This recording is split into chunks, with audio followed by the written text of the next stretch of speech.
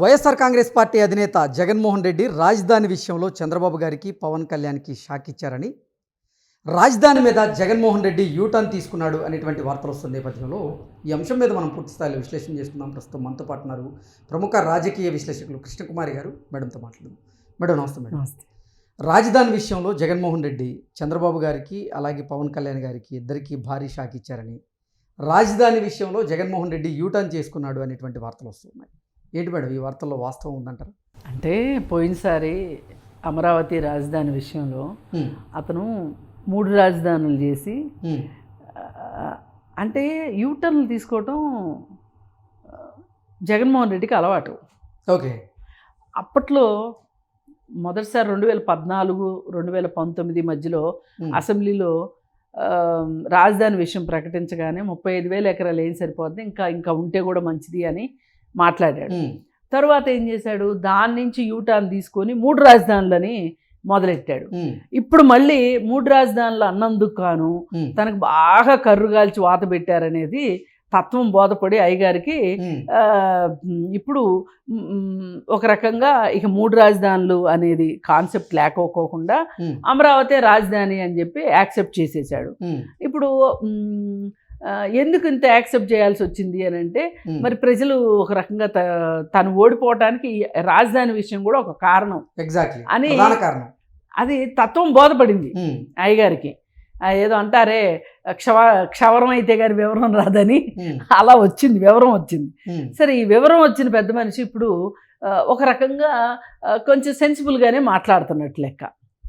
పోయినసారి అమరావతి ల్యాండ్స్ 35,000 ఎకరాలు, గురి ఎకరాలని ఎట్లా దాన్ని విచ్ఛిన్నం చేయాలి అనే ఉద్దేశంతో సెంటు భూమి ఇస్తాము అని చెప్పి అక్కడ వేరే ఊర్ల వాళ్ళకి అలా అక్కడ లోకల్గా ఆధార్ కార్డులు వచ్చేటట్లు చేసి ఊర్లల్లో అక్కడ వాళ్ళందరికీ ఈ రాజధాని భూముల్లో నుంచి వాళ్ళకి పట్టాలు ఇస్తానికి అని ప్రయత్నం చేస్తే రాజధాని రైతులు సుప్రీంకోర్టులో కేసేసి గెలిచారు. అది ఆపించుకున్నారు. అంటే ఇట్లాంటి కుతంత్రాలు ఎన్నో చేసి ఇక అయిపోయింది. ఇప్పుడు ఏం మాట్లాడుతున్నాడు, ఇక ఆ రాజధాని జోలికి వెళ్ళట్లా. 3 రాజధానులు అనే మాట తన కాన్సెప్ట్, తను లేడు కాబట్టి ఇక దాని గురించి మాట్లాడట్లా. ఇప్పుడు ఏదో ఒకటి అయితే మాట్లాడాలి ప్రభుత్వం గురించి. దానికి ఇప్పుడు మెగా సిటీ పేరుతోటి 45,000 ఎకరాలు సమీకరించాలి అని చెప్పి చంద్రబాబు నాయుడు గారు సంకల్పం చేశారు. చేసి మొదలెట్టారు.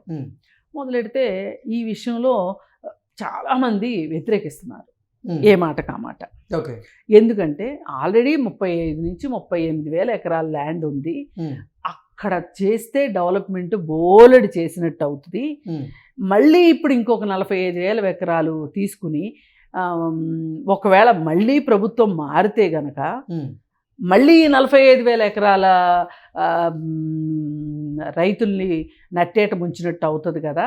అట్లా కాకోకుండా ఫస్ట్ ఫేజ్లో ఇప్పుడు ఇది ఈ 38,000 ఎకరాలని డెవలప్ చేసేసి అంటే మొత్తం అవుతుందని కాదు, ఒక 50% అయితే అప్పుడు మళ్ళీ కావాలి అంటే ఎక్స్టెన్షన్కి వెళ్ళొచ్చు. 45,000 ఎకరాలు తీసుకుంటారా, ఇంకా ఎక్కువ తీసుకుంటారా, తక్కువ తీసుకుంటారా అనేది తర్వాత చూడొచ్చు అని కొంతమంది బాగా మేధావులు అనబడేవాళ్ళు, కాస్త విజ్ఞత ఉన్నవాళ్ళు మాట్లాడుతున్నారు. ఇప్పుడు ఈ 45,000 ఎకరాలు సమీకరించాలి అన్నప్పుడు నేను కూడా అదే చెప్పాను మీకు, ఇట్లా కాదండి, ముందు చేసింది ఇది ఏదో కంప్లీట్ అయిన తర్వాత మళ్ళీ భూసమీకరణ చేస్తే తప్పేమీ లేదు. ఎందుకంటే రైతులకు కూడా అది లాభసాటిగానే ఉంటుంది. ఓకే. అయితే ఇప్పుడు దీనికి ఏమంటున్నాడంటే, నాగార్జున యూనివర్సిటీ, అగ్రికల్చర్ యూనివర్సిటీ అట్లా భూములు చాలా ఉన్నాయి అక్కడ ఆ ఏరియాలో, ఆ మెయిన్ రోడ్డు మీద. వాటిని ఆనుకుని కూడా గవర్నమెంట్ ల్యాండ్స్ ఉన్నాయి, దాదాపు 2,000 ఎకరాలు ఉన్నట్టు అంచనా ఉంది. మరి అక్కడ ఏమైనా ప్రభుత్వ భవనాలు కానీ కట్టడాలు కానీ చేయొచ్చు కదా, ఈ 45,000 ఎకరాలు ఎందుకు సేకరించడం అని చెప్పి జగన్మోహన్ రెడ్డి మాట్లాడారు. అయితే మనం ఎప్పుడైనా సరే మనం ఆలోచించాల్సింది ఏంటంటే, చెడులో మంచి చూడటం మనం నేర్చుకోవాలి. జగన్మోహన్ రెడ్డి నోట్లో నుంచి వచ్చే అన్ని రకరకాల మాటలు ఉంటాయి. వాటిల్లో నుంచి అప్పుడప్పుడు కొన్ని సరైన సూచనలు కూడా వస్తాయేమో అన్నట్లు అనుకోవాలి ఒకటి. ఓకే. రెండోది ఇక పూర్తిగా అతను 3 రాజధానులు అనే విషయం మర్చిపోయి ఇక దాన్ని భూస్థాపితం చేసేసి, కోల్డ్ స్టోరేజ్లో కూడా కాదు, భూస్థాపితం చేసేసి అమరావతికి జై కొట్టేశాడు ఓకే.